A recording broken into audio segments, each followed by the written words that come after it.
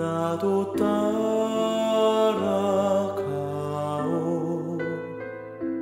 모든 물과 피를 흘리신 그 길을 나도 가오.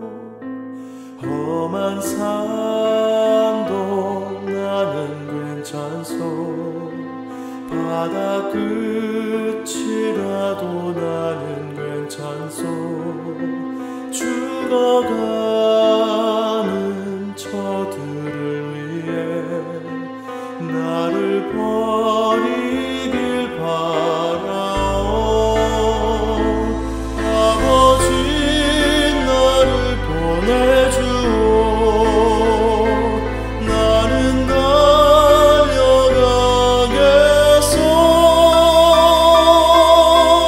목숨도 아끼지 않겠소. 나를 보내주오.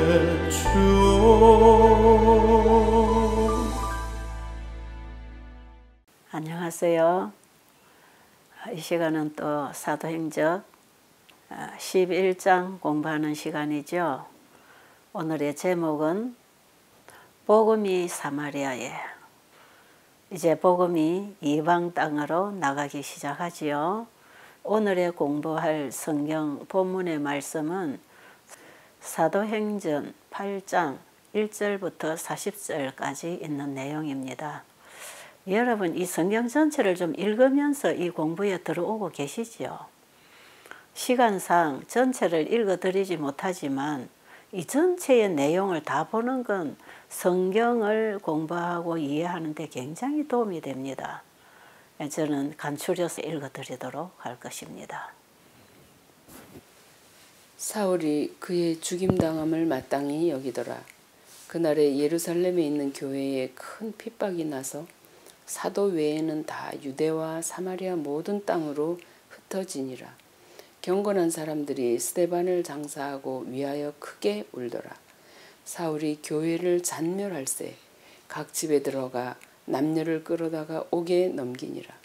그 흩어진 사람들이 두루다니며 복음의 말씀을 전할세 빌립이 사마리아 성에 내려가 그리스도를 백성에게 전파하니 무리가 빌립의 말도 듣고 행하는 표적도 보고 일심으로 그의 말하는 것을 쫓더라.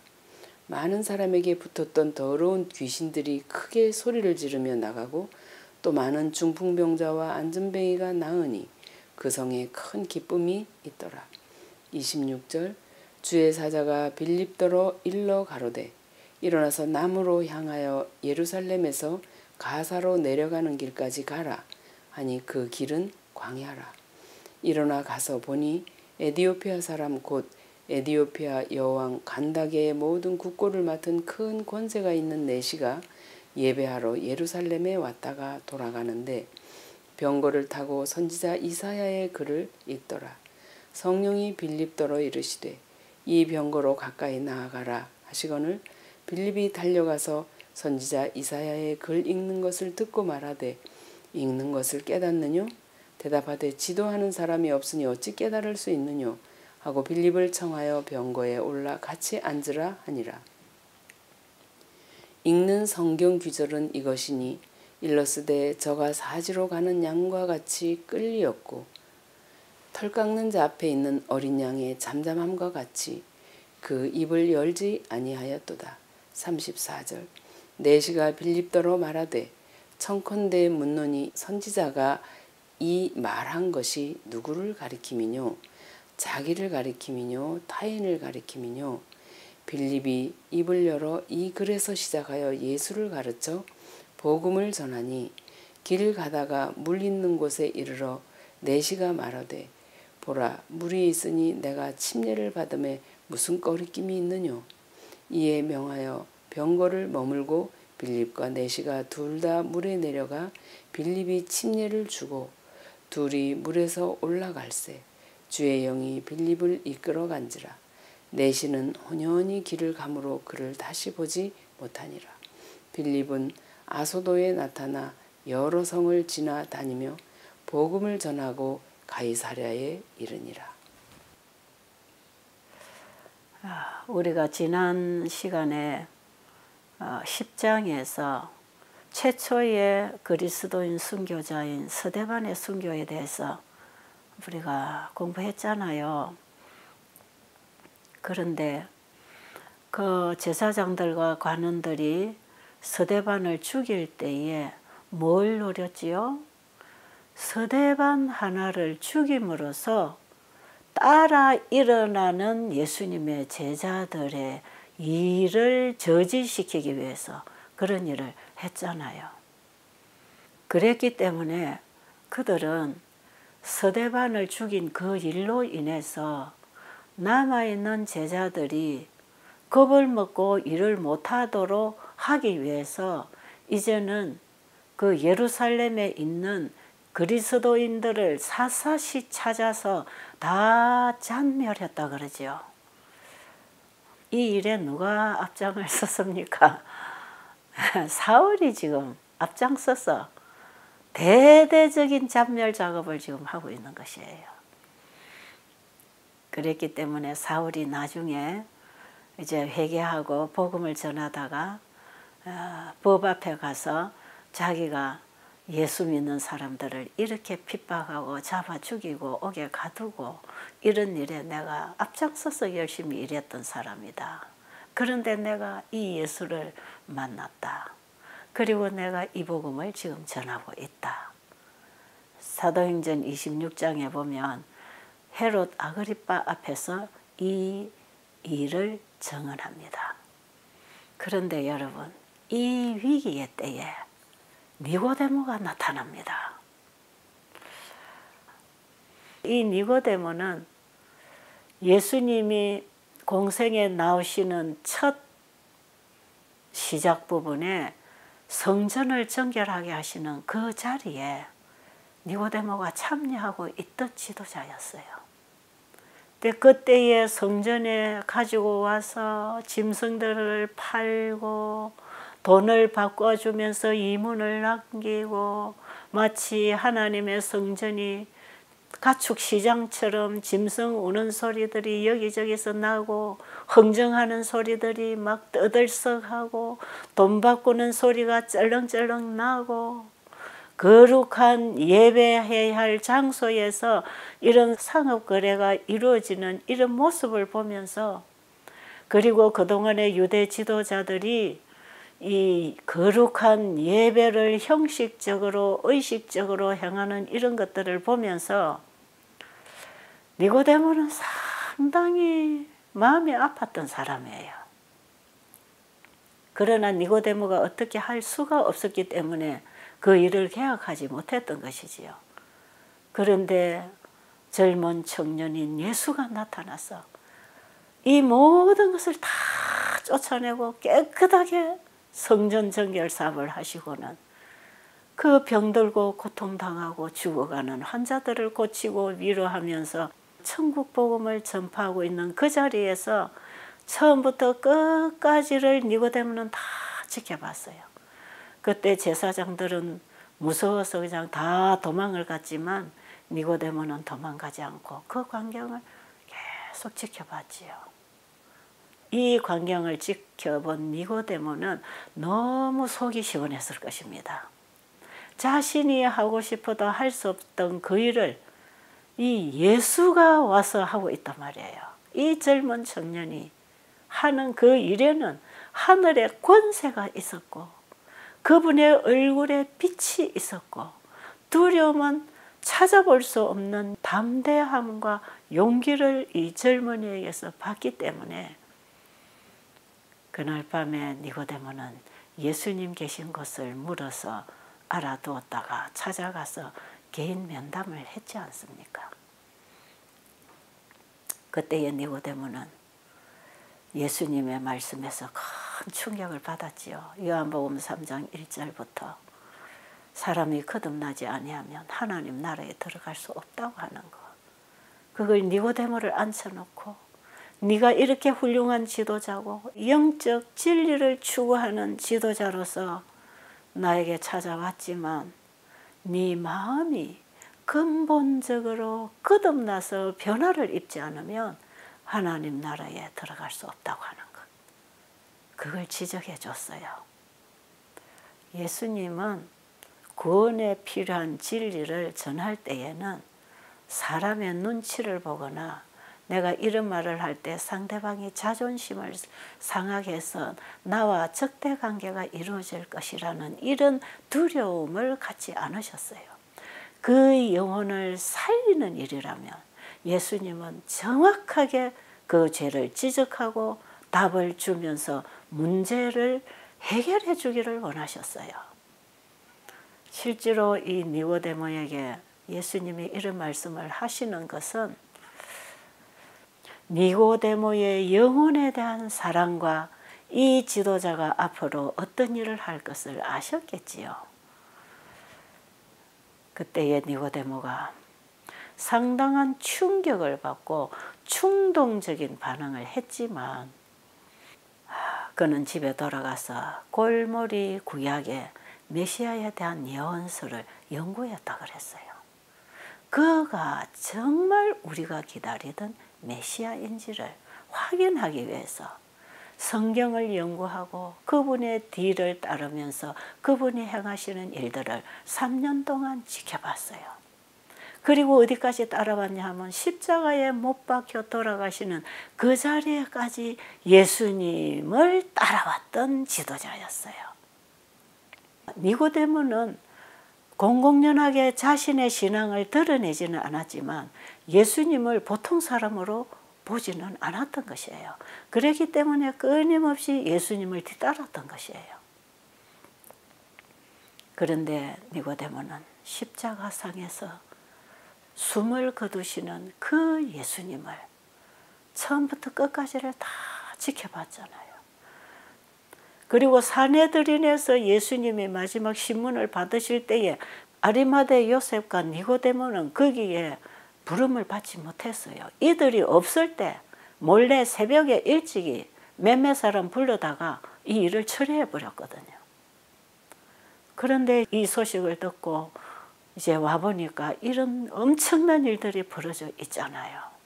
니고데모는 이 전후를 다 지금 보고 깨닫고 이 진지하고 노련한 지도자는 가볍게 행동하지 않았지만 그 가슴 속에는 점점 주님을 향한 믿음이 생겼던 것이고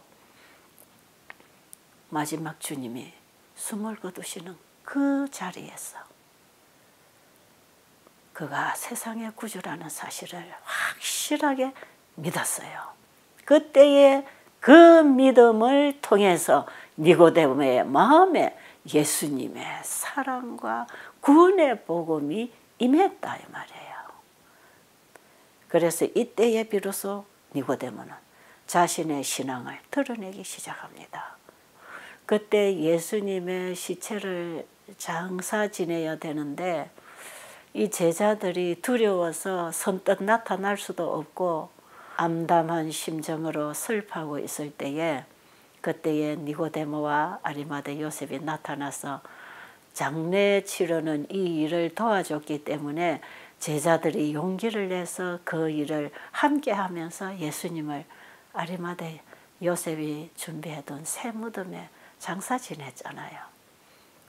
이 니고데모가 나타나서 그 예수님의 시신을 만지면서 눈물로 향유를 가지고 몸을 닦으면서 세마포로 예수님의 몸을 싸고 예수님 장례를 엄숙하게 치룬 지도자예요. 그런데 이제 오늘 이 위기의 때에 사울과 같은 이런 무서운 지도자가 나와서 이 예수 믿는 사람들을 다 샅샅이 잡아내서 없애버리려고 일어나는 이 살벌한 분위기 앞에 니고데모가 용감하게 나타납니다. 저는 이 글을 읽으면서요, 진짜 눈물이 나도록 감동적이에요. 너무 귀한 종을 하나님이 준비시켰다가 이 연약한 제자들이 어찌할 바를 모르고 쫓겨서 이리저리 흩어져 나갈 때에 담대하게 니고데모가 나타난 거 아니겠어요? 그의 지위는 아무나 함부로 할 수 없는 사람이었어요. 그러니까 그리스도인들을 잡아 죽이는 그 자리에 그리스도인들을 돕기 위하여 나타난 이 든든하고 빼기 좋은 이 지도자가 제자들에게 얼마나 힘이 됐겠습니까? 그래서 이 제자들 앞장서서 용기를 주고 힘을 주고 아마 이들이 숨을 수 있도록 보호했을 것이고, 이들이 이 일을 하는데 재정이 필요할 때 자기 재정을 다 풀어서 그들의 궁핍함을 도와주면서 제자들 앞서서 제자들을 응원하면서 함께 이 복음 사업에 참여했지요. 이 이전까지 니고데모를 존경하고 섬겼던 사람들이 니고데모를 조롱하기 시작했고 멸시하기 시작했지만, 니고데모는 그런 것들이 아랑곳 없는 사람이 되어버렸어요. 옛날에는 자기의 자존심 때문에 드러나서 예수님에 대한 신앙을 고백하지 못했지만, 이제는 두려움 없이 자신의 신앙을 드러낼 수 있었던 이 사람. 어떤 힘이 이 사람에게 이런 용기를 주었을까요? 복음에 대한 확신입니다. 복음에 대한 확신. 이 복음에 대한 확신이 오면요, 거기에는 성령의 힘이 같이 오는 것이에요. 그렇기 때문에 이렇게 담대할 수 있었고, 자기의 지위나 재정이나 권위나 위치가 어찌 되든지 이것은 그에게 귀한 것이 되지 않았어요. 오직 복음이신 그분만이 보였기 때문에 그분을 전파하는 일에 자기의 전체를 드릴 수 있는 사람으로 헌신이 되는 것입니다. 여러분, 진짜 우리가 복음을 만나서 이 복음이 나를 구원하는 확실한 복음이라는 것을 믿으면 나만 이 복음 가지고 살 준비하는 게 아니고, 이 복음은 받은 즉시에 이 복음을 전할 힘을 받는 것이기 때문에 복음 전파에 참여하는 것이에요. 사울이 지금 그리스도인들을 죽이는 이 열성도 자기가 믿는 신앙이 주는 열성이에요. 그 일이 하나님을 섬기는 일이라고 생각했기 때문에 하나님을 위해서 이런 일을 한다고요. 지금 이설자들, 자기 종교의 반역자들이기 때문에. 왜? 그들은 자기들의 종교를 신봉하고 있었잖아요. 그러니까 자기들의 종교에 충성하는 일이 지금 그리스도인들을 잡아 없애는 일이었거든요. 하나님은 중심을 보시는 분이라. 여기에서도 우리는 사울의 경험을 통해서도 알 수 있는 것입니다. 그래서 이제 다음 장에 가면 사울을 해결시켜서 하나님이 쓰시잖아요. 자, 그런데 오늘 우리가 본문 성경에 사도행전 8장에 보니까 스데반을 죽인 이 일로 인해서 예루살렘에 있는 기독교인들을 다 잡아 죽이려고 했기 때문에 다들 예루살렘을 떠나 이방 나라로 도망가면서 그 땅에 복음이 전파되도록 하나님이 섭리하셨어요. 그래서 예루살렘 교회에는 사도들만 남고 그 사도들을 통해서 복음받은 제자들은 전부 뿔뿔이 각곳으로 흩어집니다. 흩어지는 가운데 오늘은 사마리아로 간 빌립에 대한 얘기가 나오지요.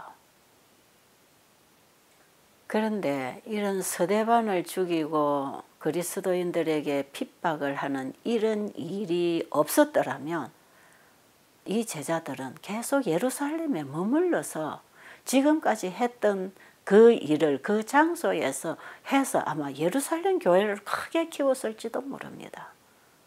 그리고 모여드는 사람들에게 계속 성경을 가르쳐서 신앙을 도와주는 그 일을 하면서 예루살렘에 머물러 있었겠지만, 하나님께서는 한 곳에 이렇게 많은 사람을 모으는 이 일을 하시기를 원치 않았어요. 왜냐하면 복음을 가진 제자들이 이제는 세상 밖으로 온 세상으로 나가야 됐습니다. 이 복음을 가지고. 그런데 이 제자들은 아직 거기까지 생각을 못하고 있었기 때문에 이런 핍박을 통해서 그들이 외국으로 퍼져나갈 수 있도록 하나님은 섭리하신 것이에요.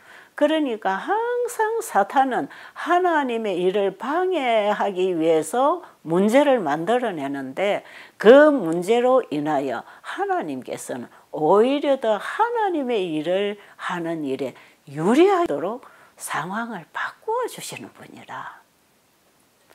여러분, 우리가 이런 일을 하면서 참 많이 경험하지 않나요? 저는 이 복음 사업을 평생을 해 나오면서 정말 이런 일 많이 겪었어요. 이쪽에서 막히면 저쪽으로 가게 되고 저쪽에 막히면 또 다른 쪽으로 가면서 오히려 복음이 자꾸 퍼져나갈 수 있는 길을 하나님은 열어주시더라고. 그러니 사탄이 방해는 해도 하나님의 일을 막지는 못한다는 것. 이걸 우리가 분명히 알고 앞으로 우리 앞에 다가오는 핍박과 환난에도 하나님이 끝까지 함께 하실 것이라는 걸 우리는 믿음으로 전진을 해야 됩니다.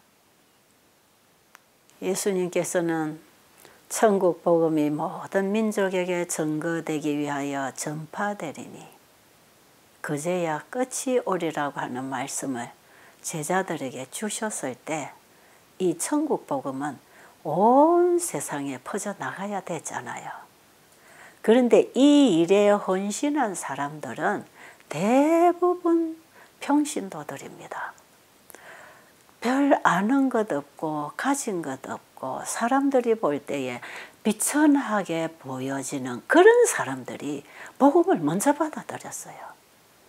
그래서 이사야 61장에도 보면 예수님이 기름 부음을 받으시고 이 복음을 전할 때에 가난한 자들에게 복음을 전파하시고 그러잖아요. 실제로 지식적으로 물질적으로 가난한 자들이 그들의 심령도 가난한 자들이 많아요. 그러니까 실제로 예수님이 가난한 자들에게 복음을 전하신다는 것은 심령이 가난한 자들이 복음을 쉽게 받아들인다는 의미가 있지만 이 세상에서 가난한 자들이 복음을 받아들이는데도 빠릅니다. 그래서 부자가 회개하고 복음을 받을 때 그만큼 영향력 있게 하나님이 사용하실 수 있으시지만 가난하고 못 배우고 무지한 자들이 복음을 받고 복음으로 변화될 때에 그들을 통해서도 크게 역사하신다는 것이에요. 오늘 나타났던 이 니고데모 같은 사람이 복음을 받아들이니까 얼마나 큰일을 합니까? 그러니까 하나님께서는 곳곳에 세상에 가진 것이 많지만 정말 진리에 갈급하고 심령이 가난한 이런 사람들을 복음과 만나게 해서 그들을 준비시켜서 하나님이 쓰신 일꾼들이 참 많지요. 어쨌든 세상 밖으로 복음을 들고 나간 사람들 중에 많은 사람들은 별로 세상에서 존경받지 못하고 별로 배운 것 가진 것 없는 사람들이 일을 했다는 것. 그러니까 나는 뭐 이런 조건 저런 조건이 안 맞다고 생각하는 분이 계신다면 하나님께로부터 오는 이 복음의 힘은 그것을 초월해서 나간다고 하는 걸 아셔야 합니다. 7 집사 중에 한 사람인 빌립도 지금 이 핍박 때문에 피해서 사마리아로 갑니다. 사마리아인하고 유대인하고는 원래 앙숙이잖아요. 자, 그런데 이 사마리아가 어떤 땅입니까? 시대소망 공부할 때에 시대소망 19장에 야곱의 우물가에서 하는 그 장 우리가 공부했잖아요. 그때 예수님이 예루살렘으로 올라가시다가 사마리아에 있는 그 야곱의 우물가에 앉으셔서 사마리아 여인을 만나시는 얘기 있잖아요. 그때 사마리아 여인이 예수님을 세상에 오신 구주로 믿게 되었을 때 바로 물동이를 그대로 두고 동네에 들어가서 예수님을 전했잖아요. 그때의 동네에서 사람들이 와서 예수님에게 몇 시간 설교를 들은 이후에 예수님을 초청해서 자기 동네에 가서 이틀 동안 예수님이 거기서 복음을 전파하셨습니다. 그때 예수님이 다 씨를 뿌려놓고 오신 것이에요. 이 복음을 전하고 그때도 환자들이 치료가 되고 하면서 소문이 동네에 확 퍼졌는데 예수님은 이틀 유하시고는 다시 길을 떠나셨잖아요. 그때에 예수님이 씨를 뿌려놨기 때문에 지금 빌립이 들어가서 그쪽에 가서 일을 할 때에 예수님이 세상의 구주시라는 사실을 증거를 할 뿐 아니라 그 증거에 예수님이 행하시던 그 이적들이 함께 동반되어 나오는 것을 볼 때에 이 사람들은 예수님을 만난 것처럼 소문이 퍼지기 시작해가지고 많은 사람들이 이 복음으로 돌아오게 되었고요. 이곳에서 많은 영혼 추수가 일어났기 때문에 이 소식이 예루살렘에 전달이 돼가지고 예루살렘에 있던 요한과 베드로가 이쪽으로 파송되어서 함께 와서 일을 했던 것이지요. 이런 놀라운 일들이 이쪽에서 일어나는 동시에 이제 오늘 빌립이 이디오피아에서 온 네시를 만나게 되는 것입니다. 이 네시는 이디오피아에서 예루살렘에 예배하러 왔다가 돌아가는 중이었다 그러지요. 오늘 빌립이 만나서 전도하는 이 네시는 에티오피아의 왕실에서 재물을 맡아 일하는 사람으로 알려지고 있네요. 그런데 이 사람은 이방인이에요. 이방인인 네시가 예루살렘에 예배를 하러 온 것은 아마 그 당시에도 이방인 중에서도 유대교 신앙을 받아들인 사람들이 있잖아요. 그 중에 한 사람인 것 같죠. 그러나 예루살렘에 와도 예루살렘 성전 바깥뜰에서 참여해야 되는, 지난번에 우리가 바깥뜰에서 시대서만 공부할 때 헬라인 매치 바깥뜰에서 예수님 만나기를 요청했던 것처럼 아마 예루살렘에서 진행되는 이 절기 예배에 참여를 하기 위해서 왔지만 아마 바깥뜰에서 예배에 참여했겠지요. 자, 이렇게 해서 이분이 오늘 예루살렘에 예배하러 왔다가 돌아가는 길에 이제 이사야서를 읽고 있었다 그럽니다. 이게 이사야서 53장이에요. 왜 이분이 이사야 53장을 읽었을까요? 저는 그렇게 생각합니다. 예루살렘에 그동안에 일어났던 일이 뭡니까? 그동안에 예루살렘에서 일어났던 큰 사건이 있잖아요. 그게 뭡니까? 예수님이 십자가에 못 박혀 죽으셨고 또 어떤 소문에 들어보니까 부활하고 하늘로 가셨다고 하고 그 예수가 이 땅에 계시는 동안에 엄청난 이적과 기적을 행하면서 사람들에게 천국 복음을 전하셨다고 하는 그 예수님의 행적에 대해서 들었을 것이고 예수님이 제사장들에게 잡혀서 십자가에 펴려 죽었다는 사실도 들었고 부활하셨다는 소식도 아마 이런저런 소식을 이 사람은 다 들었을 것이에요. 그러니까 제사장들이 잡아다가 십자가에 못 박아 죽인 이 예수가 진짜 세상의 구주로 오신 메시아인지를 알고 싶어서 메시아에 대한 예언서를 읽고 있지 않았겠어요? 그러니까 이사야서를 펴고 지금 예수님에 대한 예언서를 읽고 있었거든요. 그랬기 때문에 하나님께서는 그 사자를 보내서 빌립더러 이 네시를 만나라고 하는 것입니다.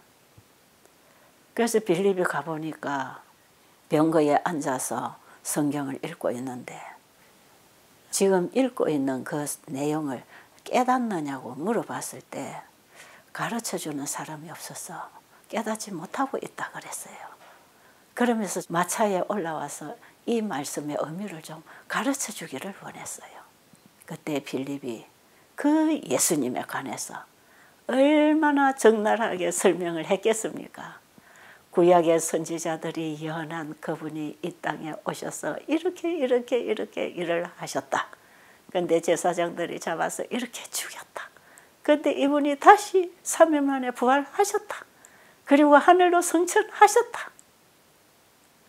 그리고 스데반이 보라, 하나님 보좌 우편에 예수님이 서 계신다. 이런 말 다 들었잖아요. 그러니까 그분이 하늘에 가서 하나님 보좌 우편에 계신 것까지를 다 알았을 거 아니겠습니까? 그러니까 지금 내시에게 빌립은 그 사실을 다 풀어서 최근에 예루살렘에서 일어난 이 일까지를 다 얘기했을 때 내시는 확실하게 예수님이 하나님의 아들이라는 걸 믿었거든요.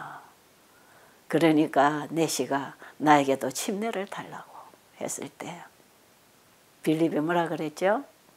네가 마음을 온전히 하여 믿으면 그 침례를 주는 것이 가하다. 그러니까 내시가 내가 예수 그리스도께서 하나님의 아들이신 줄을 믿노라 그랬어요. 그래서 물가에 가서 침례를 받았어요. 그야말로 이 침례는 성령의 침례를 의미하고 있는 거지요. 침례 요한이 베푼 물 침례가 아니라 이건 진짜 성령이 임하는 침례를 베풀었던 것입니다. 예수님을 받아들이는 그 침례가 성령을 받아들이는 침례입니다. 자, 오늘 이 에디오피아에서 온 내시에게 침례를 주고 복음을 전한 이 일이 상징하고 있는 일이 무엇인지가 다음 말씀에 기록되어 있습니다.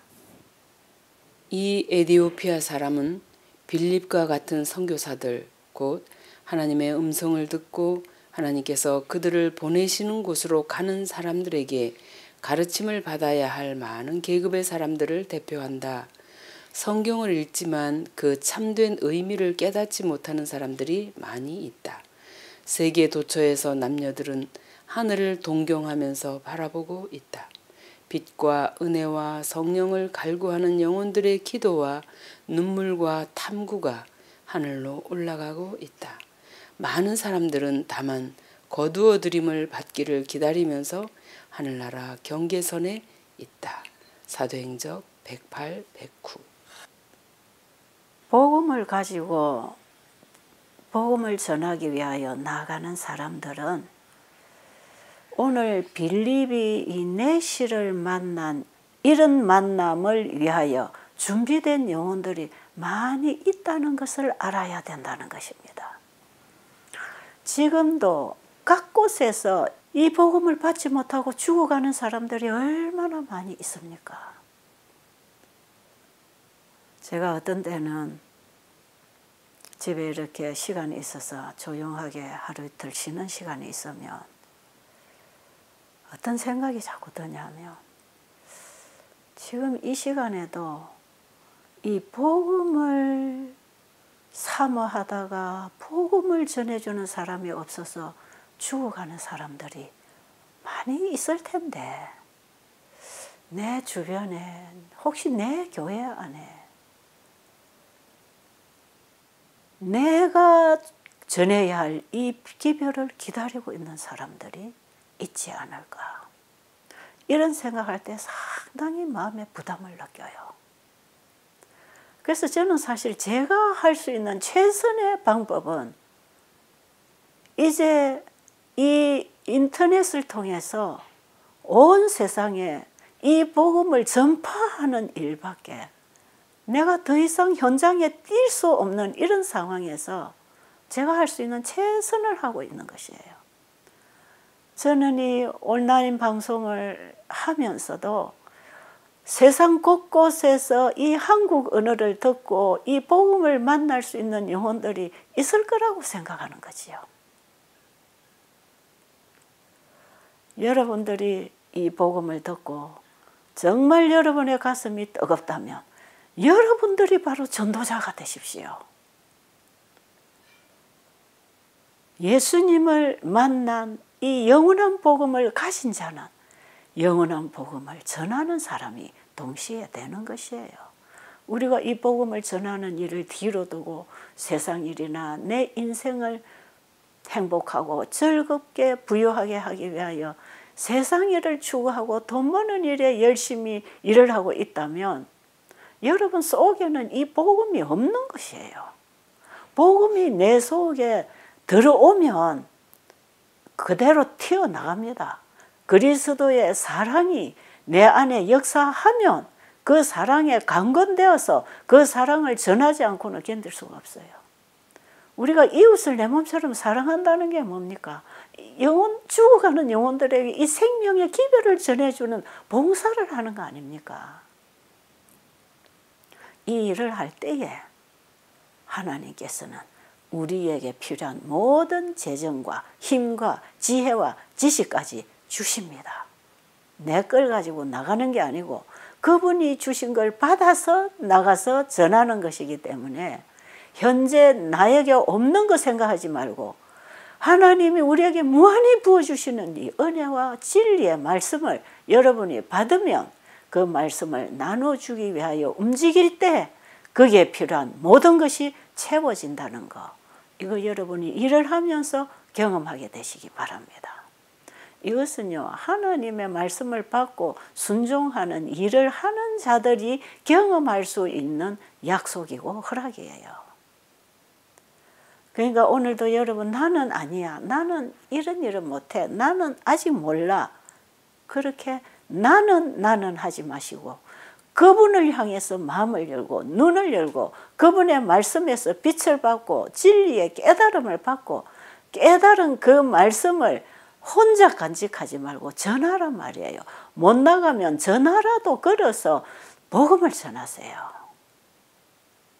그래서 저는 요즘 그러죠. 이 복음을 가진 자는 복음을 전할 수 있는 최고의 좋은 시대에 우리가 살고 있다. 세상 종말에 온 세상에 복음이 전파되도록 하기 위해서 이 세상의 모든 시스템을 다 활용할 수 있는 시대에 우리는 지금 잠깐 일할 수 있다. 얼마 안 가면 이 온라인도 막힐 것이에요. 이 복음 계속 전하게 사탄이 또 놔놓겠습니까? 그러니 지금이 기회다 이 말이에요. 오늘 이 강의에 참여하는 여러분들은 오늘 일어나세요. 그래서 제가 그러잖아요. 이 복음 안방에서 전해서 녹화를 하든 녹음을 해가지고 유튜브를 통해서 빨리빨리 내놔라. 누가 나를 불러서 설교하라고 하는 사람 있을 때까지 기다리지 말고 지금 내 가슴 속에 이 복음이 뜨겁게 역사하면 지금 바로 갖다가 녹음해서 유튜브로 내놓으면 되는 것이에요. 그러니 나에게는 기회가 주어지지 않았다고 핑계할 수 없어요. 이런 이디오피아의 이 내시처럼 이런 수많은 사람들이 이 세상에 우리의 복음을 기다리고 있다는 거. 그거 꼭 기억하시고 일하십시다. 오늘 우리가 공부하는 책 109쪽에 보니까 많은 사람들은 다만 거두어 들임을 받기 위하여 기다리면서 하늘나라 경계선에 있다고 기록되어 있잖아요. 제가 늘 의료 선교를 통해서 복음을 전할 수 있는 길이 열리고 문이 열린다는 말을 계속하고 있지요. 제가 그동안에 했던 일이 이 일 아닙니까? 초교파로 누구든지 만나서 복음을 전해줄 수 있는 봉사가 의료 선교라고요. 그런데 제가 만나는 환자들 중에 바로 죽음의 경계선에서 하늘 문턱에까지 와서 이 복음을 기다리는 영혼들이 있다 이 말이에요. 그래서 저는 베델에서 이 일을 그동안에 수십 년을 하면서 사람들에게 건강기별을 전해서 몸을 회복하시는 하나님을 만나게 할 뿐 아니라 또 우리를 죄로부터 구원하시는 주님을 만나서 옛 생애에서 변화되어 새로운 생애에 들어가도록 복음을 전하는 일도 중요했지만 곧 죽음 앞에서 복음을 필요로 하는 그 영혼들 만날 때에 얼마나 절박한지 모릅니다. 이들은요, 자기가 곧 죽을 줄을 알기 때문에 이 구원의 복음을 단순하게 열어주면 그대로 받고 갑니다. 그대로 받고 잠든다니까요. 이들이 하늘 문턱에서 생사의 길목에 서 있는 사람들이에요. 이런 사람들을 만나기 위해서는 우리가 건강기별을 가지고 복음을 전할 때 가장 쉽게 만날 수 있는 대상들 아닙니까? 그래서 저는 수양원에 오는 환자들에게 임종 준비를 시키는 것이 참 중요하다고 생각하기 때문에 이런 중증 환자들이 오면 저 방에는 가서 빨리 임종 준비를 시키도록 하라. 제가 제 손길이 다 못 가는 곳에는 봉사자들 보내서 저 방에 가서는 빨리 임종 준비가 돼야 되니까 예수님을 전하고 구원받는 길을 가르쳐 줘라. 건강식, 운동하라. 이 사람에게는 해당도 안 되는 얘기야. 먹을 수도 없고 움직일 수도 없는 사람이 무슨 건강식, 운동이 되겠습니까? 근근히 지금 숨이 목에 붙어 있는 사람들, 마지막 복음이 필요한 영혼들이 얼마나 우리의 봉사의 손길을 기다리고 있는지 모릅니다. 여러분, 이 세상의 마지막으로 복음의 문이 닫힐 때 사람들의 마음의 문도 닫혀 있지만 우리가 일할 수 있는 문도 곧 닫힐 것입니다. 그러나 의료, 선교, 건강 복음을 가지고 아픈 사람들을 찾아갈 때에 그들이 가지고 있는 마지막 은혜의 기회에 영생을 붙잡을 수 있도록 하는 봉사를 할 수 있는 것입니다. 이 일보다 더 중요한 일이 없잖아요. 기회가 주어지는 대로 또 때를 얻든지 못 얻든지 물가에 씨를 뿌리라 그랬잖아요. 이제 우리의 남은 인생 복음을 전하다가 끝나는 인생이 되기를 간절히 바랍니다. 저는 제 남은 인생 숨이 붙어 있는 동안, 말을 할 수 있는 동안 이 복음을 전하다가 내 생명 끝나기를 원해요. 그 일만이 내가 이 땅에 태어나서 해야 할 일이고 가장 소중하고 가치 있다는 사실을 저는 알고 있기 때문에 그 일을 뒤로 하고 다른 일을 쫓아갈 수가 없었어요. 저는 그동안에. 그래서 이 일을 계속 해왔고 지금도 하고 있는 것이에요. 제가 이제 시력을 잃어서 보이지 않지만 지금 제가 할 수 있는 범위 내에서 제가 이 일을 할 수밖에 없는 것이에요. 여러분, 우리 함께 이 일에 참여합시다. 여러분이 예수님을 만나면 참여하게 될 것이에요. 그 예수님을 구하고 만나서 나의 복음이신 주님을 내 안에 지키고 살고 일하는 여러분과 제가 되기를 간절히 바랍니다.